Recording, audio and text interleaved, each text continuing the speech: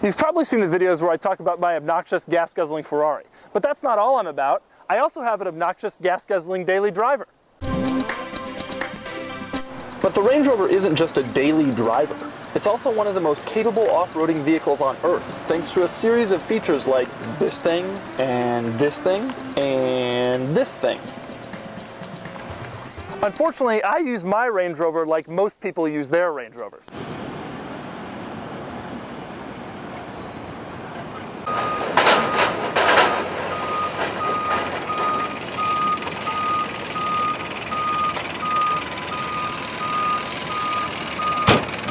Just kidding. I do the occasional off-roading, and that's where I really use the Range Rover to its fullest.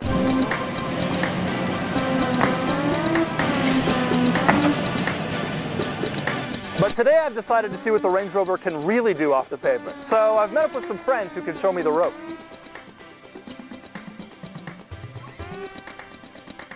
Well, we made it to the trail. Now it's time to assume the ready position.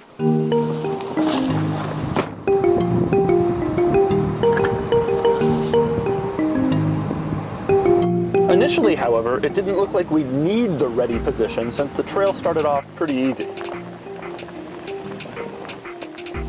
But things took an interesting turn when we found a mud hole of uncertain depth. I'll bet you I can get through this.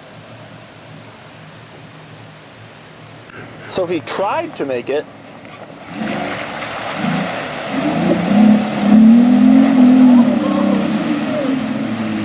Damn it! and he failed. And yeah. It's okay, because at least you have loafers on. And so, after a quick rescue,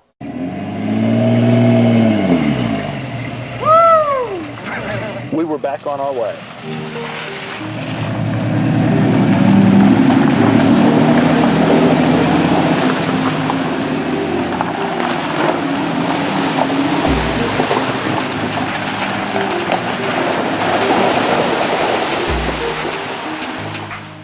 It wasn't long before things started to get a bit more challenging.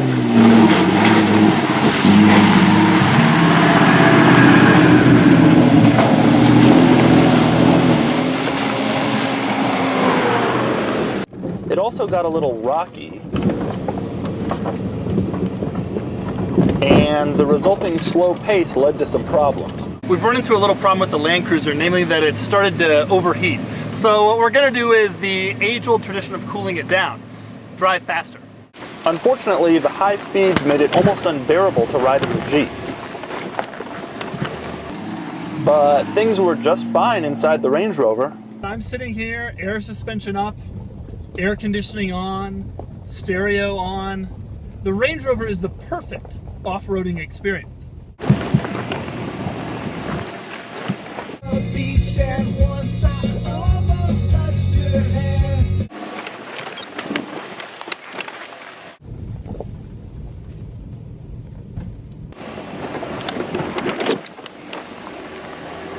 Every penny that you could.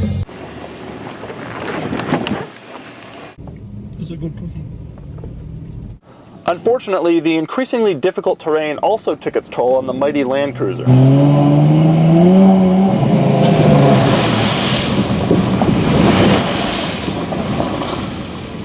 So, we just went through a rather large mud puddle, and the old 83 Land Cruiser here stalled out on us. So the Land Cruiser went home, leaving just the Jeep and the Range Rover to press on. And press on we did. Through mud. Wow. I hope Carmex doesn't see this. And more mud.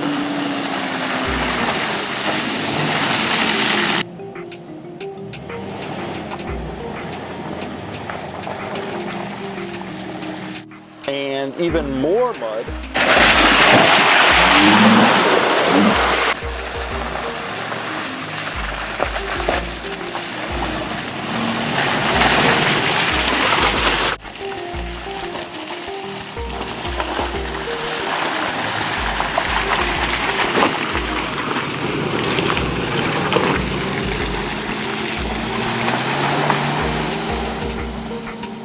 And so much mud that we broke out a measuring tape.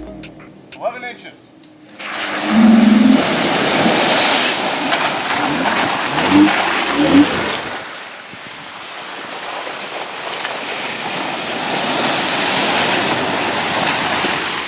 after the mud, we ran into another challenge. Now it's getting super, super rocky. Oh. And with the rocks comes the inevitable. Dozens of rattling noises from inside the interior that I have never at any point heard before. But rattling noises weren't the only problem.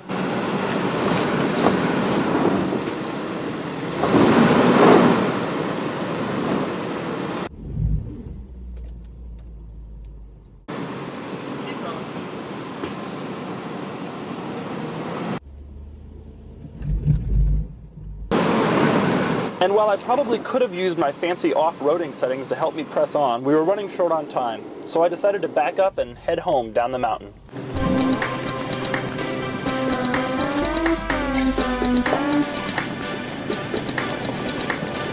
So we made it back.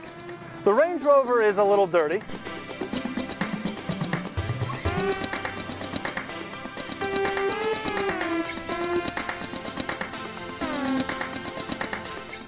And the Jeep is even worse.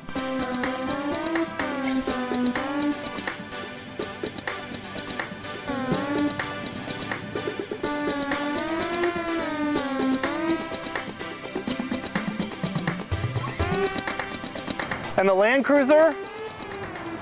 But what we've learned from this experience is that off-roading can be a lot of fun, especially as you sit in your leather-appointed cabin listening to music, feeling the cool breezes of the automatic climate control, and eating cookies.